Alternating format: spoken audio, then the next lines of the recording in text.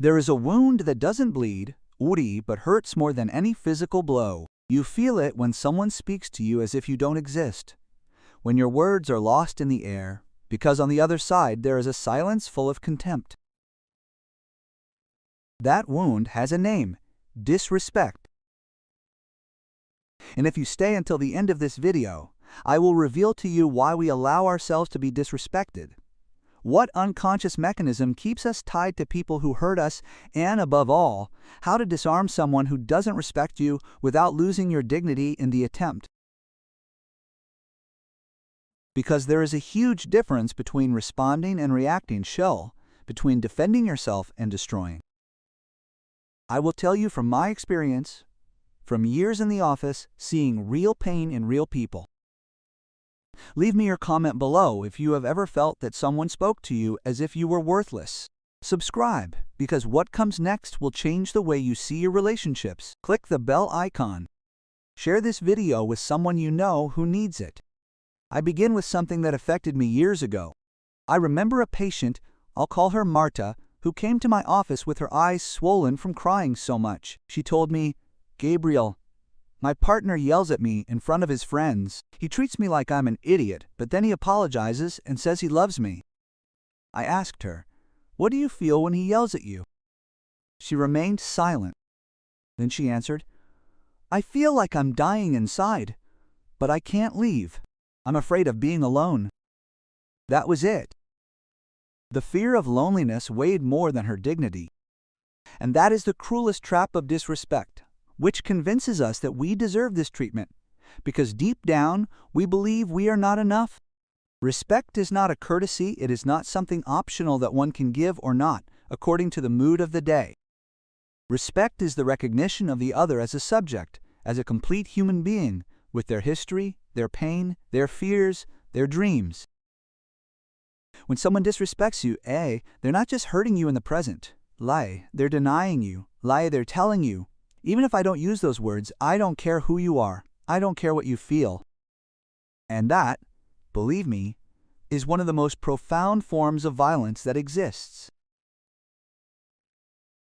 Freud spoke of narcissism, of how each of us has an image of ourselves that needs to be sustained by the gaze of others.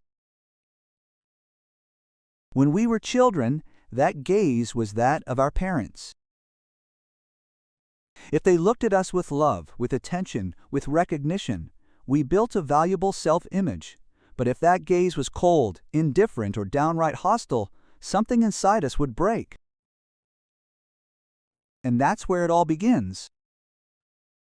That's where the tragedy of those who, as adults, accept relationships where there's no respect begins. Because what we didn't receive as children, we continue to look for in the wrong place.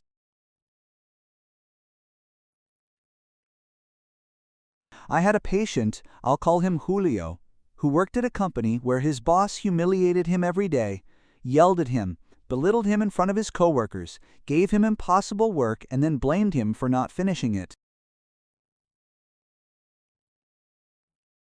Julio would come to the office devastated. "Why don't you quit?" I asked him. "Because I need the job," he would say.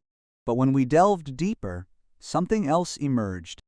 His father had been the same, an authoritarian guy who treated him as if he were a nuisance.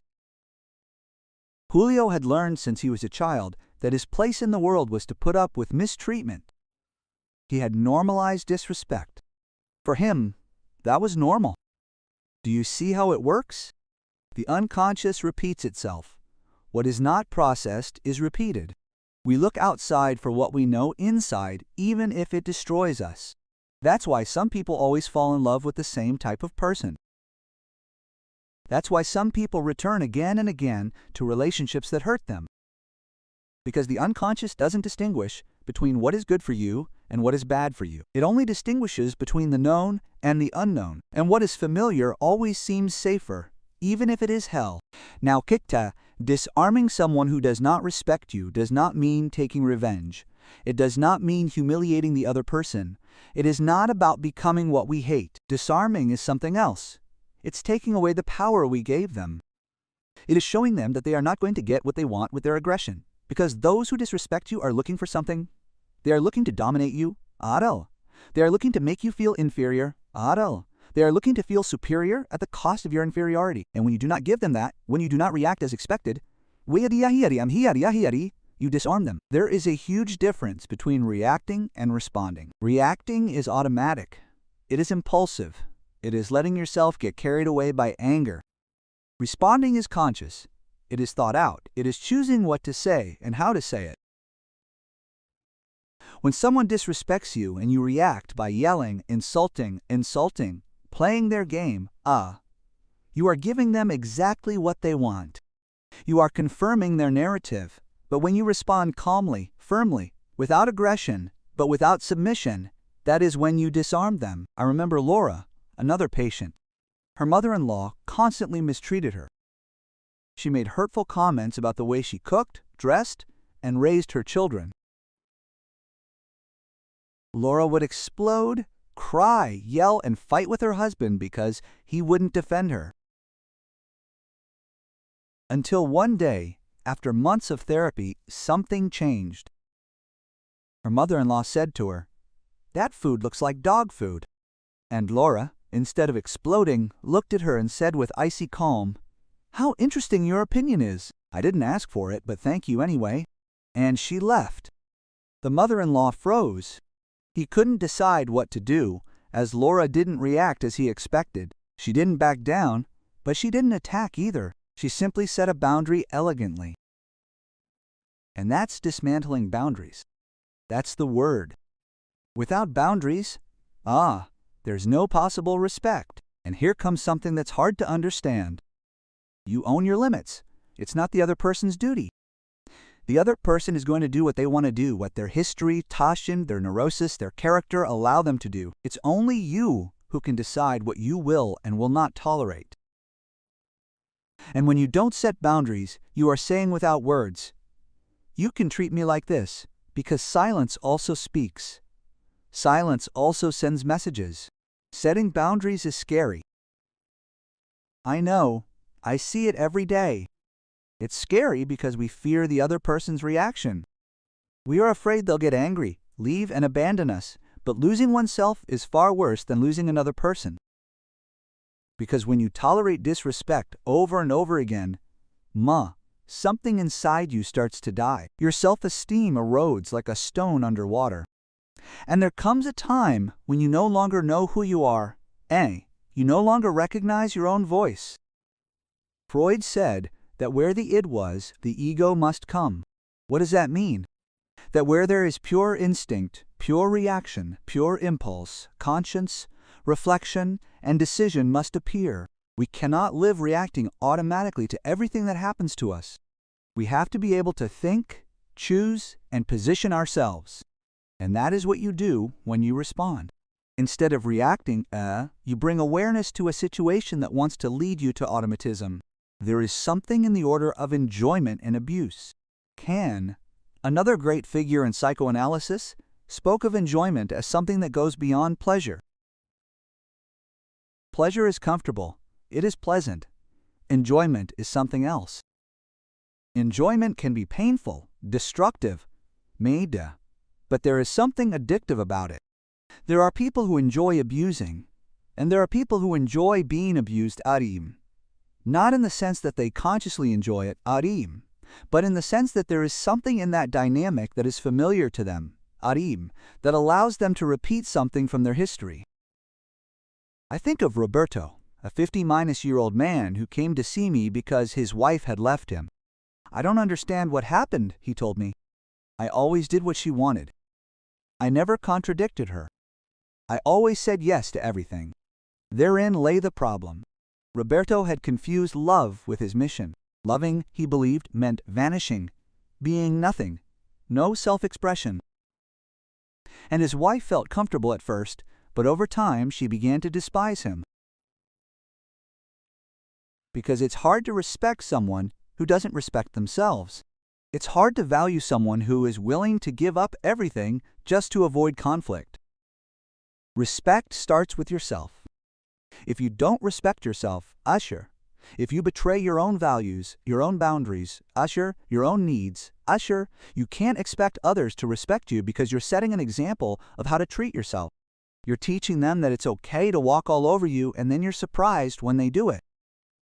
Now, there are different types of disrespect. Okay, there is overt disrespect, the type that is seen, that shouts, that insults, that punches. That's easier to identify. Although not necessarily easier to let go of, there's another type of disrespect that's more subtle, more poisonous, and harder to name. It is the disrespect of someone who makes you feel guilty for needing something, who belittles your feelings, who tells you, quote, "You're exaggerating when you express pain," who makes you believe that you're the problem. I had a patient, Cecilia, whose partner would tell him every time he brought up something that bothered him, "You're very sensitive. Everything offends you. You can't be talked to." And Cecilia would end up apologizing, and she would end up feeling that she was indeed the problem. Until one day, in a session, I asked her, "Is it exaggerating to need your partner to listen to you without putting you down?" And that's when the veil fell from her eyes. She realized that she wasn't exaggerating. She realized that her needs were legitimate, that the problem wasn't that she was sensitive, but that he was incapable of empathy. Empathy is the basis of respect. When one can put oneself in the other person's shoes, when one can imagine what the other person feels, it becomes impossible to mistreat them. Abuse requires a certain emotional blindness. It requires not seeing the other person as a subject, but as an object, as something that is there to satisfy my needs, my whims, my need for power. And there is something important here. Not everyone who disrespects you is necessarily a bad person.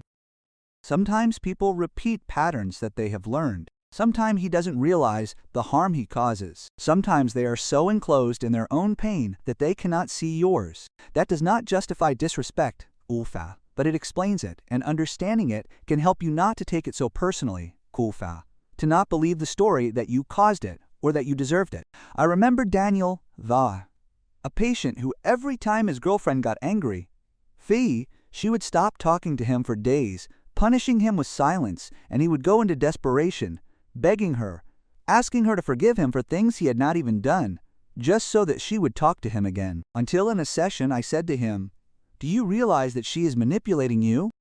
He became shocked. She had never thought of him in those terms before. She was just angry.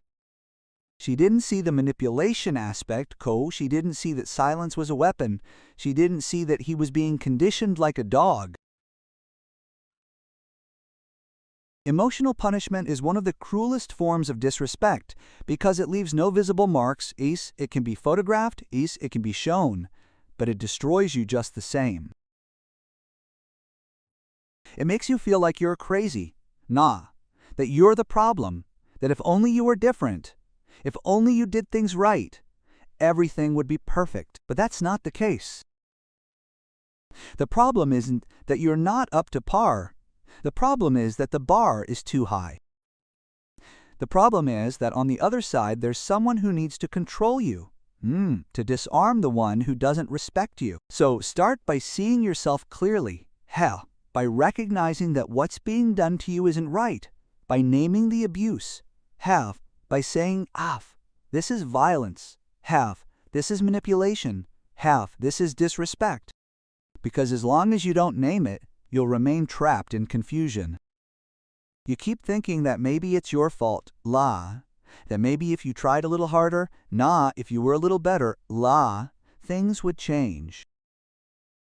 Spoiler alert, they're not going to change. Not because you try harder. Things change when the other person decides to change, and the other person will only decide to change if the consequences of staying the same are more uncomfortable than the effort of changing. As long as you tolerate, as long as you endure, as long as you adapt, the other person has no incentive to change. Why bother changing if it works this way? This is where something comes in that in psychoanalysis we call secondary gain. It's a somewhat technical concept, but it's easy to understand. When someone has a symptom, let's say a phobia, that symptom causes them suffering. That's obvious, but it also brings them a hidden benefit. The person who has a phobia of leaving their house suffers because they can't go out, but at the same time, by staying home, they avoid facing situations that scare them. The symptom serves a purpose. The same thing happens with relationships.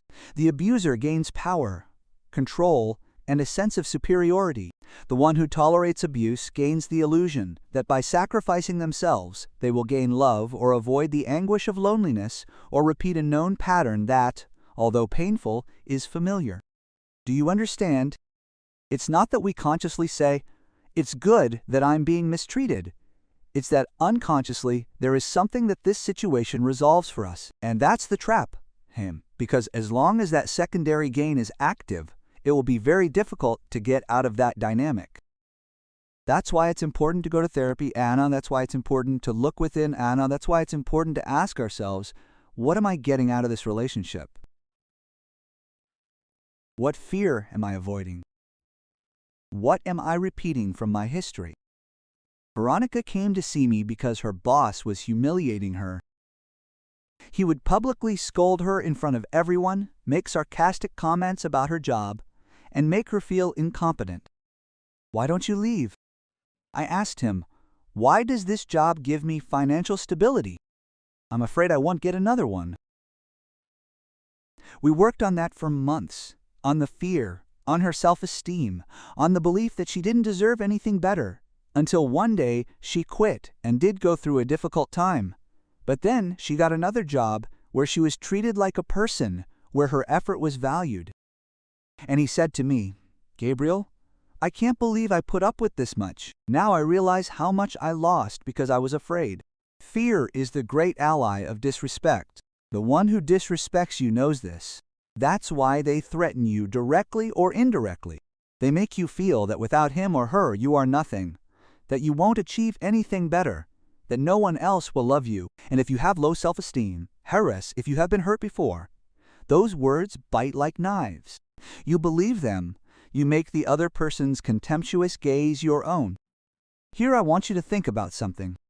Has someone ever treated you badly and instead of getting angry, you started to think about what you did wrong? Have you ever blamed yourself for the other person's mistreatment? If the answer is yes, pay attention, because there is something in you that you need to look at. Something in your history that makes you feel responsible for the behavior of others. Something that makes you believe that if you are good enough, obedient enough, quiet enough, the other person will to stop hurting you. But it doesn't work that way. What triggers the abuser's behavior isn't anything you do, but rather something internal to them. You're just the screen on which they project their shit. And understanding that, believe me, is liberating, because it means it's not in your hands to change them. That it's not your responsibility to make them happy, that you don't have to sacrifice yourself so the other person can be fine. There's a phrase I like to say in my office: you can't love someone who doesn't exist. What do I mean by this? That when you erase yourself in a relationship, when you give up who you are, what you feel, what you want, the other person isn't loving you. They're loving a fake version of you. A character that you play to please them. And sooner or later, that falls apart. Sooner or later, you get tired of acting, and that's when the crisis comes, because the other person gets angry that you're no longer who you were, without realizing that you never were. You really were like that. I had a patient, Esteban, who was in a relationship with a demanding woman. Nothing he did was ever good enough. If he bought her flowers, they were the wrong ones. If he took her out to dinner, it wasn't the restaurant she would have chosen. If he showed up early, he was invasive. If he showed up late, he was inconsiderate. Esteban lived in anguish, trying to figure out what she wanted. Until one day I asked him, "Do you ever wonder if she is capable of being satisfied?" He fell silent. He had never thought about that before. He had always assumed that if she wasn't happy, it was because he hadn't done things right. It had never occurred to him that maybe she was simply insatiable, that maybe there was nothing he could do that would be enough. And here comes another revelation. It is not your job to make anyone happy. You can accompany Isa, you can love Ishan, you can be present, but you cannot take charge of someone else's happiness. Everyone is responsible for their own emotional life, and when you take charge of something that is not yours, you end up exhausted, empty, resentful. Now, disarming someone who does not respect you requires something fundamental, taking back your power. Because what happens when someone mistreats you for a long time is that you lose the feeling that you can do something. You become passive. You get used to things happening, to the other person deciding, to your voice not counting. And that is what is called learned helplessness. It is a concept from psychology. When a living being is subjected to an aversive situation from which he cannot escape, after a while he stops trying to escape. Even when the possibility opens up, he assumes that there is no way out. He gives up. Have you seen when someone is in a horrible relationship and you from the outside tell them, leave it, and they say, I can't? It's not that they can't, it's that they learn to feel helpless.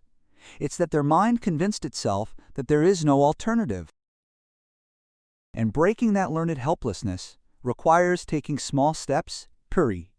It requires starting to say no to small things, puri. It requires starting to set limits on things that seem insignificant. Because every time you set a limit, even a small one, you are showing your unconscious that you can, that you do have power, that you are not helpless. I remember Paula, who did not dare tell her boyfriend that she did not want to see the movie he had chosen. It's stupid, she told me. It's just a movie. But it was not just a movie. It was the umpteenth time that her opinion did not count. It was the repetition of a pattern where she always adapted. And I said, try. Next time tell Kanye you'd rather watch something else. And look what happens. He did it and something incredible happened. He accepted. There was no drama, no fight, and Paula realized that she had been giving in all this time unnecessarily, that her fear was bigger than the real risk. That's key. Many times the fears we have are ghosts. They are projections of our history. They are not the reality of the present. We are afraid that if we set a boundary, the other person will get angry, shush us, leave us, punish us, and sometimes it happens, but sometimes it doesn't. Sometimes the other person respects the boundary, and if they don't respect it, hell, if they get angry, hell, if they punish you for setting a basic boundary, hell, then you already have valuable information. That person is not good for you. Because someone who doesn't tolerate you having boundaries, doesn't love you, they want to dominate you. True love respects boundaries. True love doesn't need you to nullify yourself. True love gives you space to be who you are, with your needs, your opinions, your desires. And if someone tells you they love you but doesn't tolerate you being yourself, that's it. There is a contradiction, There is a trap there. There is something that Winnicott, another important psychoanalyst, said about the ability to be alone. He said that in order to truly love me, you first have to be able to be alone. You have to be able to tolerate your own company. Because if you can't stand being with yourself and loneliness terrifies you, you will cling to anyone just to avoid feeling that emptiness. And that is where pathological relationships begin. Nisalan, that is where the dynamics of dependency, submission, and tolerance of abuse begin. I know it is difficult. I know that when you are in a relationship where there is no respect, leaving seems impossible. I know that there are factors, economic, social, the children, what others will say, the fear of starting over. I know, I am not minimizing it, but I also know that there is a cost to staying that is sometimes greater than the cost of leaving. And that cost is paid with your mental health, with your self-esteem, with your ability to feel joy, with your dignity. How much is your dignity worth? It is a question that you should ask yourself. How much are you willing to pay? To pay for not being alone? How much of yourself are you willing to sacrifice? Because there comes a point when the price is too high. There comes a point when you realize that you lost more in the relationship than you gained, that you are left empty, that you no longer recognize yourself in the mirror. Disarming someone who doesn't respect you also means being willing to lose them, and that is terrifying, because if you have been investing years in that relationship, if you have dedicated time, energy, love to it, the idea that all that could be lost is devastating. But I need to tell you something. The years that are gone are gone. You can't get them back by staying. You only keep wasting more time. It is what in economics they call sunk cost, the mistake of continuing to invest in something that doesn't work just because you invested a lot before. And you do that in relationships all the time. Gonzalo had been married for 15 years to a woman who constantly belittled him. She told him that he was a failure, that he was useless, that any other man would have been better husband, but he stayed. It's been 15 years, he told me. I can't throw all the garbage away. And I asked him, but what is a marriage certificate saving, Gwen? The fantasy that someday it will change? Or are you saving your well-being, your mental health, your right to be treated with respect? It wasn't easy, it took time, but eventually he got the courage to leave, and then he told me, I should have done this years ago. I had no idea how light it felt to be at peace. Peace, that's something we lose sight of when we're caught up in conflictual relationships. We get used to chaos, drama, and fights, and we think that's normal. That's what it is, but that's it. There are relationships where you can be yourself without fear, where you can express what you feel without being destroyed. Where there are disagreements, yes, because that's human, but there's respect, there's listening, there's an intention to understand each other. People often ask me, but how do I know if I'm overreacting? How do I know if I'm really being disrespected? Or if it's just me who's too sensitive? And the answer is, trust what you feel. If something hurts, if something bothers you, if something makes you feel bad, that's valuable information. Don't minimize it. Don't convince yourself that it's not that big of a deal. Your body knows, your emotion knows. The thing is that many times our head convinces us otherwise. It tells us, don't be over the top, don't be dramatic. Hold on a little longer. And here comes something that seems central to me. The difference between a conflict and disrespect. In a conflict, two people have different positions. They want different things, but they treat each other as equals. There is a basic respect, there is a willingness to find a solution where both can be more or less okay with disrespect. Right? In disrespect, one is on top and the other is on the bottom. One is right and the other is wrong. One decides and the other obeys. That is not a relationship, that is a hierarchy of power, and loving relationships should not be like that. There is something along the lines of symmetry that has to exist between two people who love each other. I do not mean that they have to be identical or that they have to contribute the same in all aspects, but that both are subjects, that both have a voice, that both have the right to their feelings, to their needs, to their limits. And when that symmetry is broken, when one has all the power and the other has nothing, that is where a problem arises. I think of Teresa, who came to therapy because her boyfriend was checking her cell phone. He asked her for the passwords to everything, email, social networks, the bank, and if she refused, he would say, "What do you have to hide? If you don't do anything wrong, why don't you give me the passwords?" And Teresa felt guilty. She felt that if she had nothing to hide, why not give it to them? But that's manipulation. Because we all have the right to privacy, we all have the right to our own space. And when someone demands total access to your life, that's not love, it's control. It's a form of disrespect disguised as concern. Disrespect has many faces. There's the one who yells "Anikanuas," yes, but there's also the one who controls "Anikanuwa," the one who manipulates "Ga," the one who makes you feel guilty, the one who isolates you from your friends and family, the one who minimizes your achievements, Li, the one who compares you to others to make you feel inferior, Li, the one who uses your privacy against you, Li, the one who punishes you with silence. All of these are forms of disrespect, and they all hurt. Disarming someone who doesn't respect you. So, it requires that you identify what mechanism that person uses, because everyone has their own style, and once you identify it, you can prepare yourself, you can anticipate, you can decide how you're going to respond. Because no matter how you respond, the important thing is that it's not automatic. The important thing is that it's a decision, that you choose how to position yourself. There are people who, when they're given a limit, double down, get angrier, yell more, make threats. And that's where you back down, where you say, well, I won't say anything else because it'll get worse. But notice what happens there. The person has learned that getting angrier will shut you up. So the next time you set a boundary, what will they do? They'll get even angrier because they know it works. They know you'll back down.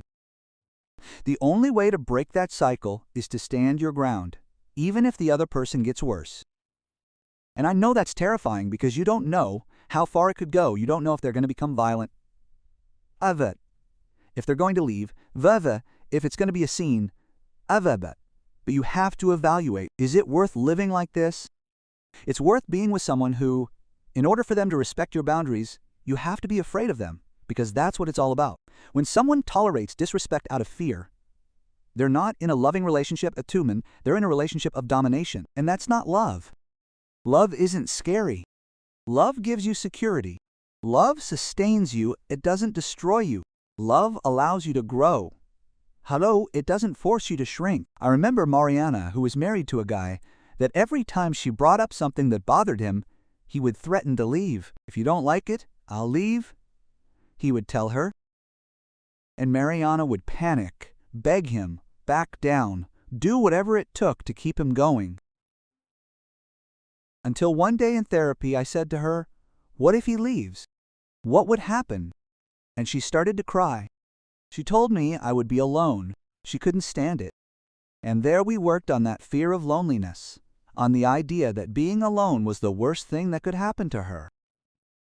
Until she realized that the worst thing that could happen to her was to continue with someone who was holding her emotionally hostage. The day she told him, if you want to leave, go, everything changed. He didn't leave because he didn't really want to leave. He just wanted to keep her under control, and when he saw that the threat was no longer working, he had to change strategy. Some do, others do leave, and if they do, it's better because they showed that they weren't willing to build something real, that what they wanted was power, not love. There's a question I often ask in my office. How would you treat yourself if you were your own best friend? And most people are left wondering because they realize that they would never tolerate a friend being treated the way they let themselves be treated. That they would never say to a friend the horrible things they say to themselves, that they have more compassion for others than for themselves. And that speaks to a lack of self-love, to a deep wound that needs to be healed. Self-love is not selfishness. It's not believing yourself superior to others. It's recognizing your own value. It's knowing that you deserve to be treated with respect, that your needs matter, that your pain is legitimate. And when you're clear about that, when that's solid inside you, it's very difficult for someone to walk all over you because you defend yourself, because your own judgment is stronger than the opinion of others. Claudia came to my office devastated. Her ex had left her for someone else, and she felt like a wreck. I'm ugly, I'm boring, I'm useless, she told me. And when we started working, it turned out that she was telling herself those things before he left her, that she was affirming a belief that she already had, that she wasn't enough. And that's where the danger lies. Because when you come with that wound, the abuse of the other person comes in easily, It doesn't encounter resistance, it finds fertile ground. So, i.e., disarming someone who doesn't respect you is largely about healing yourself. Aiba, it's closing those old wounds. Aiba, it's about stopping believing the lies that I told you.